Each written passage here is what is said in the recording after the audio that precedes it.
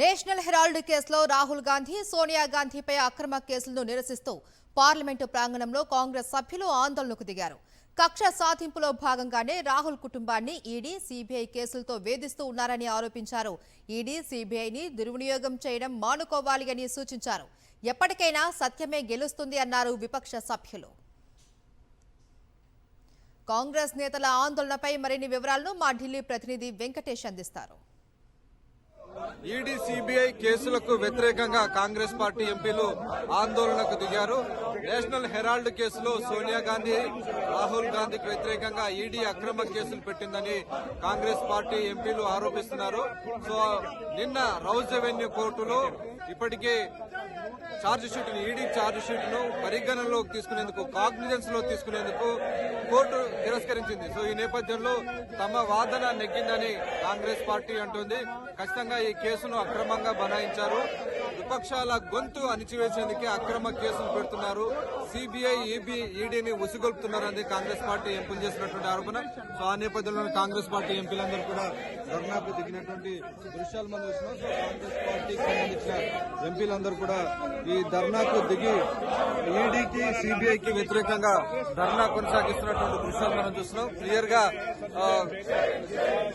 ED, CBI ప్రతిపక్షాలను గొంతు నొక్కేందుకు అధికార పార్టీ ఇలా దుర్వినియోగం చేయడం షేమ్ అంటూ కాంగ్రెస్ పార్టీ ఎంపీలు పెద్ద ఎత్తున పార్లమెంటు మకర ద్వారం వద్ద నిరసన తెలుపుతున్నటువంటి పరిస్థితి మనం చూసాం. సో నిన్న క్లియర్ గా Rouse Avenue Court National Herald కేసులో ఈడీ దాఖలు చేసినటువంటి ఛార్జ్ షీట్ ను తిరస్కరించడంతో కాంగ్రెస్ పార్టీ తమ వాదన నెగ్గిందని చెప్తోంది. నిజానికి ఈ కేసులో ఎలాంటి మనీ లాండరింగ్ జరగలేదు, ఇదంతా కూడా ఒక పసలేని కేసు అని కాంగ్రెస్ పార్టీ ఎంపీలు, కాంగ్రెస్ పార్టీ అంతా కూడా ఆరోపిస్తుంది. సో ఆ నేపథ్యంలోనే ఈరోజు కాంగ్రెస్ పార్టీ ఎంపీలందరూ కూడా పార్లమెంట్ వద్ద ధర్నా చేస్తున్నారు.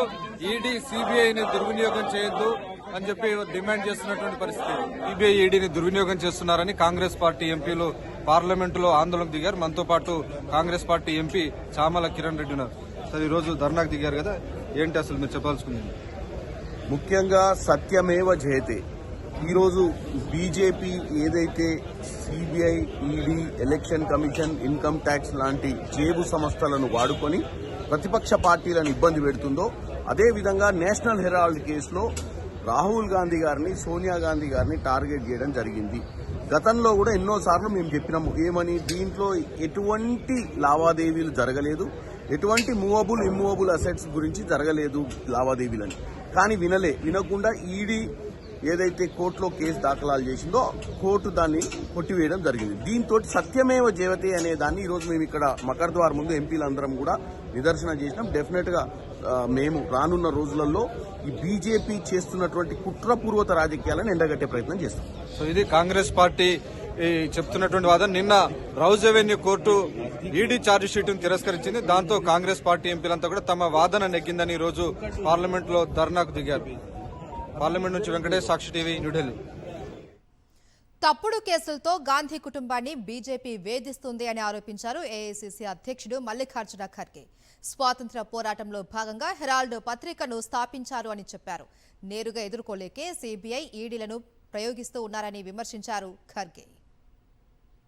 पेपर आज का नहीं, 1938 में फ्रीडम फाइटर्स ने एक पेपर को एस्टैब्लिश किया कि आज़ादी दिलाने के लिए, लेकिन ये लोग आज मनी लैंडिंग, सीबीआई ऐसे एजेंसीज को उपयोग करके हमारे कांग्रेस नेताओं को बदनाम कर रहे हैं.